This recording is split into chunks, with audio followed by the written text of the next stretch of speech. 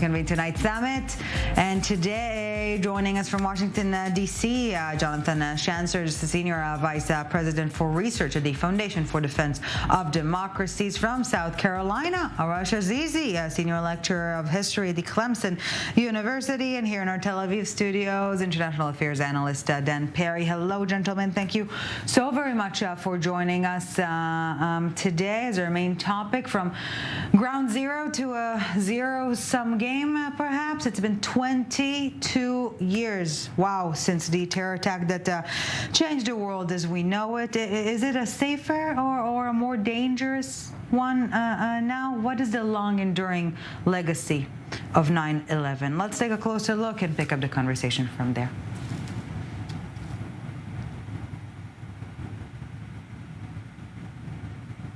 Yeah. All right, gentlemen, let's cut to the chase. We really do not need any introduction when it comes to this topic. So let's begin with our quick fire round, 30 seconds each, and we pick it up from there. What is the remaining legacy of 9/11? Mr. Schanzer, please take the lead. Your 30 seconds are on. Our legacy is that we have destroyed the efficacy of al-Qaeda. It's certainly not a dead organization, but it has been significantly hobbled and it's been pushed into the shadows. However, we have normalized ties and even legitimized the Taliban, which I think gives al-Qaeda an opportunity for a resurgence if we're not careful. I think the wars in Afghanistan and Iraq have turned out to be disastrous. So that element of the war on terror has certainly failed. But the key objective of destroying al-Qaeda or weaken it significantly, I think, still remains. Arash Azizi, your thoughts? I agree that there was the effect of weakening al-Qaeda significantly, and many American men and women did dedicate much of their lives to this, and after all, they did successfully prevent another attack on U.S. soil. But the broader problems, I'll point to two. One is that Middle East is really not necessarily a more stable place today, and there is unfortunately ground again for growth of terrorist organizations as we've seen in recent years. And the other one is that the response to 9/11 really put an end to a more to a sort of different form of politics. But my time is up, so maybe throughout You're the conversation. Too polite, Mr. Azizi. Last but not least, Dan Perry, your take. The 9/11 attacks were the last coffin and the nail of a decade of euphoria that, in the West, and particularly in the U.S., that followed the collapse of communism and that somehow survived the war in Yugoslavia and other calamities of the 90s. And the legacy is widespread distrust of Islam and even of Muslims, understandable obsession about security and terrorism, devastating wars that left the Middle East in ashes and weren't that successful. And of course, it took the joy out of flying entirely. Yeah, you can no longer just hop on a plane with a plastic bag, can you? Maybe for the better. Gentlemen, on that note, let's please feel free to interact from this point onwards. And perhaps let's begin from the fringes of this discussion. Mr. Perry perhaps alluding to it in his opening remarks. Did 9/11 increase or decrease the public trust in governments generally, in world order, if you will, Mr. Schanzer? Well, I think it's an interesting question. On the one hand, I do think there was an immense amount of trust placed in the U.S. government in the immediate aftermath of 9/11. Certainly the measures taken for homeland security, the wars that were prosecuted in Afghanistan and Iraq, they received the backing of the majority of the American public for many years. However, I would argue that as we struggled to win in places like Afghanistan and Iraq, the United States lost face. We lost our standing in the world. That lone superpower status, I think, was weakened significantly, certainly by Afghanistan, and without question, that really hasty withdrawal that led to the return of the Taliban just 2 years ago, that did a lot of damage. And in the process, we're now looking at the process prospect of what many people would call a multipolar world, where we see, China, Russia, other countries looking to fill a vacuum left by a United States that is increasingly isolationist in nature as a result of those failed wars. Yeah, I really would agree. I mentioned that it was the end of a decade of euphoria. It was also the end of the decade of unipolarity, and America's status as the only major global superpower. And also, I think you have to look at it from an even longer standpoint. For a number of decades now, the idea of the omnipotence of major global powers has taken a beating, beginning maybe with the Vietnam War. The fact that the U.S. failed to pacify Iraq, really, and utterly left Afghanistan in a shambles, has put such pressure on the idea of the U.S. As a potent global power that the reaction is increasingly a growing force in public opinion that militates for isolationism and for withdrawal from the world, which may be a good thing and may be a bad thing, but it certainly is not, America at its greatest. So, Arash, Azizi, are American democracy promotion escapades completely over now?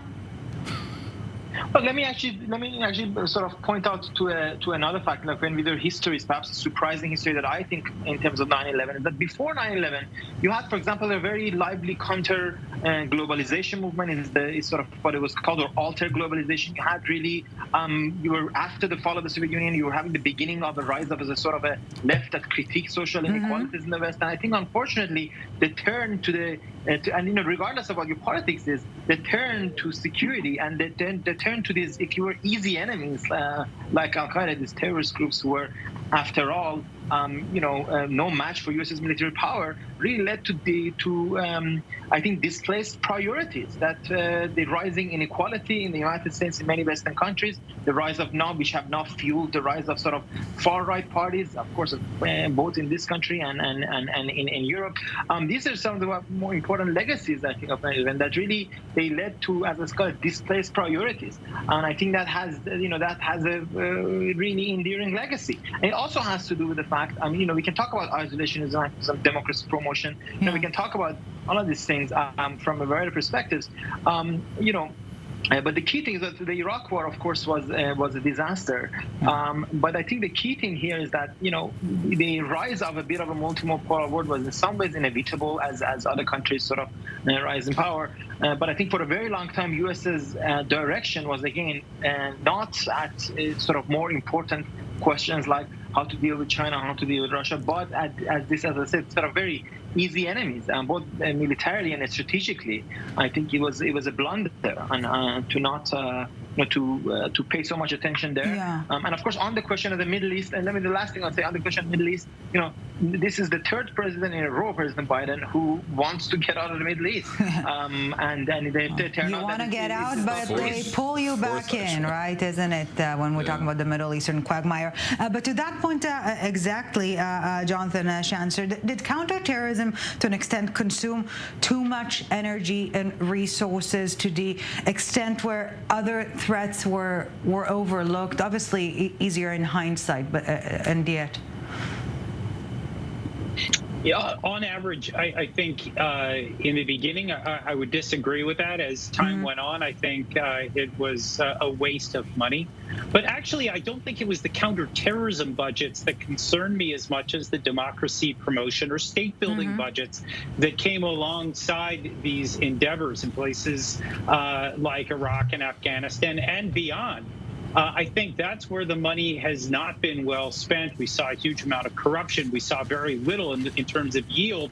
And so we've gotten to the point, unfortunately, where I think most Americans and maybe even kind of global citizens have just simply given up on the prospect of trying to change the Middle East. There's a sense that the Middle East is a basket case, that there is no changing the dynamics in that part of the world. Now, there are, of course, some outliers. I would argue that countries like the UAE and Saudi Arabia have made surprising turns toward reform.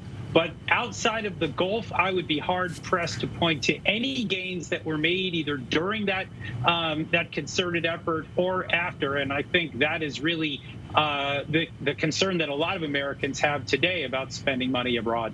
And even in those two countries, it's hardly democracy, the reforms you speak about.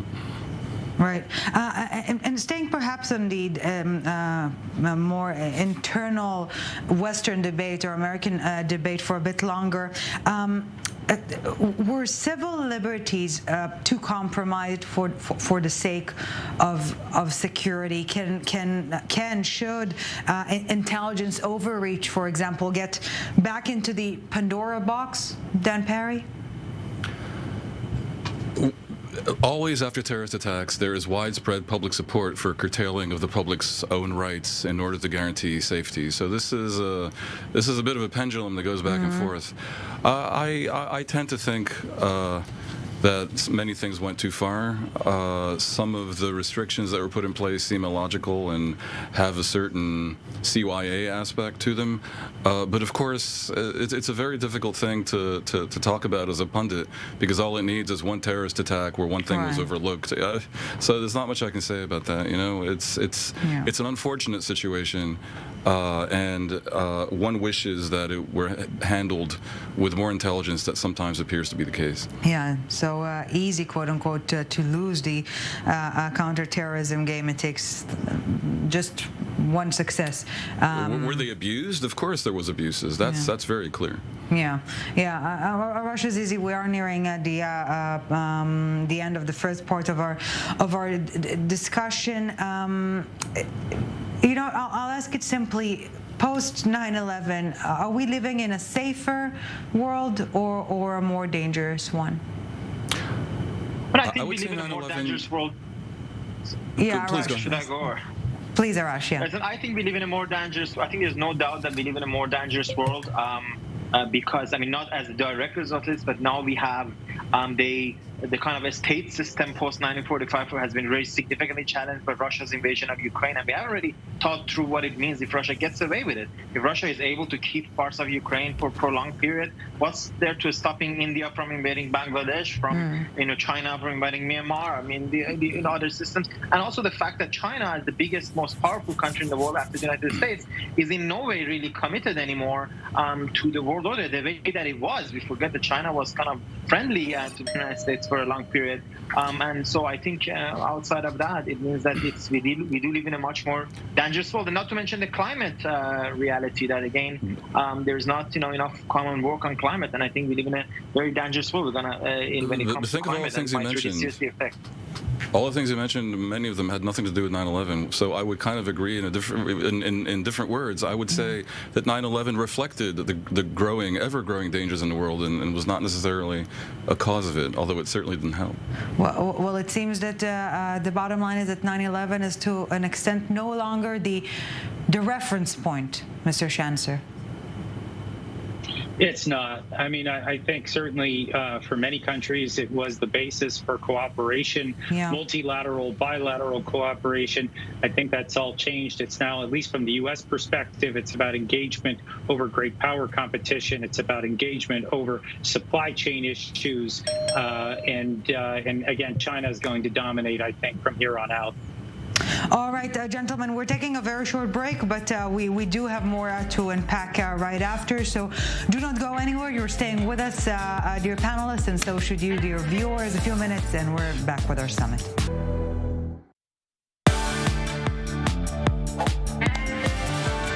Welcome back to the summit. Still with us, Jonathan Schanzer, Arash Azizi, Dan Perry. Thank you, gentlemen, very much for staying with us. We're also staying on topic, and we're once again going straight at it. Another quick fire round, 30 seconds each, and we take it from there. Can 9/11 happen again? Arash Azizi. I think it's a real danger. I think, as I said, it's important to realize the achievement of the U.S. intelligence community and counterterrorism community of the fact that we haven't had an attack on the U.S. soil, although there's been in other countries. And I think it's important not to take that for granted. I do think that Islamist terrorism, that was such a, as somebody from Iran, I always considered it one of the biggest sort of troubles for our region and for the world is in that form of terrorist organizations operating out of caves is less of a threat than it was before. Dan Perry? It's always a mistake to prepare for yesterday's war. The exact scenario of 9/11 seems unlikely simply because aviation security is now so strict that it probably would redirect terrorists elsewhere. But yeah, I think we're very vulnerable to any number of things, from dirty bombs to a poisoning of the water supply to just mass shootings, for at least two factors that I can see. One, technology is ever more potent and ever more democratized, and the other is that the U.S. has so foolishly made very dangerous weapons so readily available. Jonathan Schanzer, your thoughts? Absolutely, it can happen again. The greatest concern I have right now is the new safe haven that has been afforded to the Taliban. And of course, that affords al-Qaeda a safe haven as well. Beyond that, I remain deeply concerned about Iran and its ability to sponsor various proxies all around the world. This is by far the most prolific state sponsor of terrorism. And of course, we know that it has cooperated with al-Qaeda in the past. So could something like that happen again? Absolutely, unfortunately. And to that point, and let's please feel free to interact. Is there a certain level of jihad fatigue, so to speak, Jonathan Schanzer? Without a doubt. I think, again, there is a sense that kind of age of cooperation between the United States and its various partners around the world on counterterrorism. There is certainly fatigue about that. There's fatigue about watching the various groups and the strength that they may or may not have all around the Middle East. There's fatigue over that. There's fatigue about changing the regimes or the environments that these terrorist groups operate under. And so, yeah, we see very little interest in this. The major focus is China. Washington, I can speak only to Washington, really, but this city has shifted almost entirely. People have forgotten what the war on terror was all about, and the focus now is great power competition day in and day out. Dan? Look, I would remind us all that we did, the U.S. and the West did in the end subdue al-Qaeda, and even more impressively perhaps, Islamic State. We forget that Islamic State took over a wide swath of the Middle East where the atrocities they committed were stupefying. And so, to a certain extent, you can point to that success. The sad thing is the diminishment of the Western ambition to make the world a better place. I'm not a cynic about that ambition. Of course, a lot of it was self-serving, and you can easily mock the Bush doctrine and nation building and democracy proselytizing, but it was well-intended. Partly, I would say muchly. And to see that the world regress to a pure jungle where every country in a multipolar world is looking out for its own best interests strikes me as something unfortunate and potentially dangerous, which is why I do hope that international governance of one form or another will eventually prevail in a way that is widely accepted. May I just say... Please, Arash. Okay, go on. No, please. Yeah, so look, the United States has never had democracy promotion at its sort of main motives, even during the Cold War. Now, I do believe the United States did care about democracy during the Cold War, but if outside Germany and Japan right after the war, throughout the war, it prioritized anti-communism. When it comes to the Middle East, I mean, partly. Sure, but I mean, partly does a lot of work there. Which of the main allies of the United States in this region are democratic? I should say that the Foundation for the Defense of Democracy, some of the main countries that it praises, and even Jonathan praised here, are anything but democracies. So I mean, and I understand. I'm sitting here in Israel that believes it is democratic. Would you dispute it? Well, no, I believe Israel does. Israel is a democracy inside the Green Line, but it rules over millions of people for more than 50 years. Well played. Non-democratically, and I hope it stays a democracy. And I'm very heartened by hundreds of thousands of Israelis who come out every week to support their lone democracy in the region. But outside that, because of the occupation, which is a sort of problem in the region, definitely, and all the other countries in the region who are undemocratic, unfortunately, so democracy. I'm not even saying that democracy promotion should or should not be. I'm saying it's a myth that it has ever really been a driving U.S. policy in the Middle East.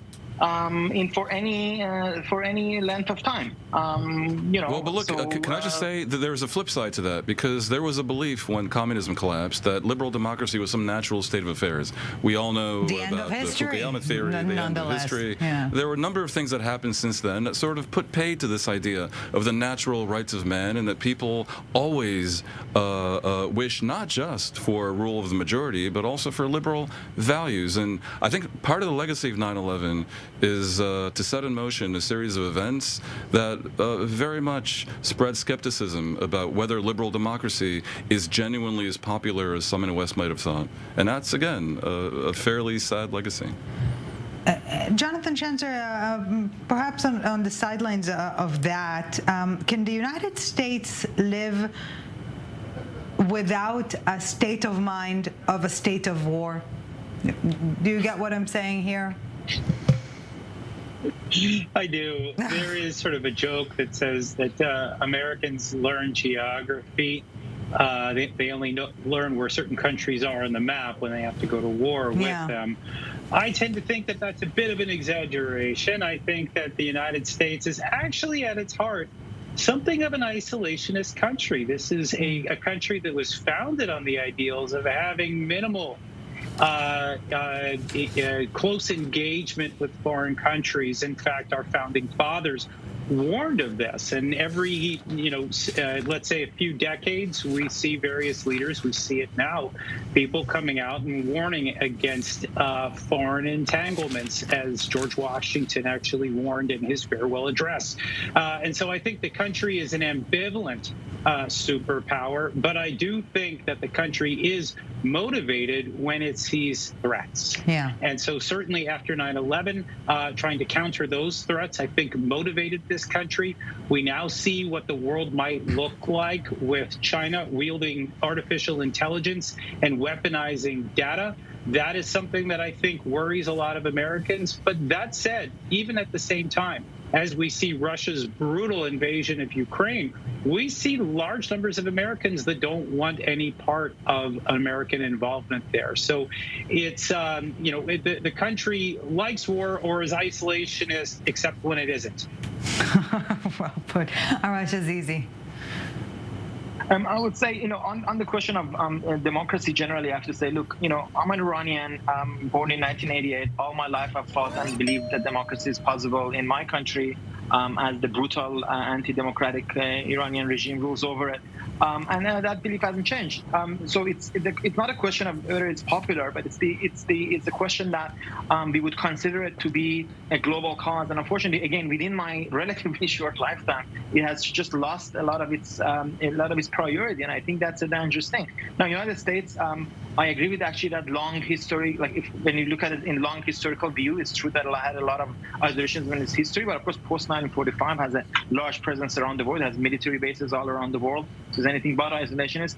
But I'm very worried as we go into the multipolar world. I'm very worried that basically even those rhetorical minimal sort of UN-style commitment to liberal democracy is gone, and it's grand power competition all over the world. And I think those of us who care for the cause of democracy have to see how we can get it back on the agenda again. It's just simply not on the agenda often these days. As I hear this panel speak, it strikes me that 22 years after 9/11, we remain as confused as ever we were about the Good Samaritan concept. Do we have any right at all to run around the world imposing what we believe is a better state of affairs on other countries? And might we not find ourselves being opposed even by people in those countries who would benefit if we tried it? Not much has changed at all, and everything changed at the same time. Thanks, gentlemen. Hey, I see you liked it. Want more? Just hit the subscribe button right here. Go on.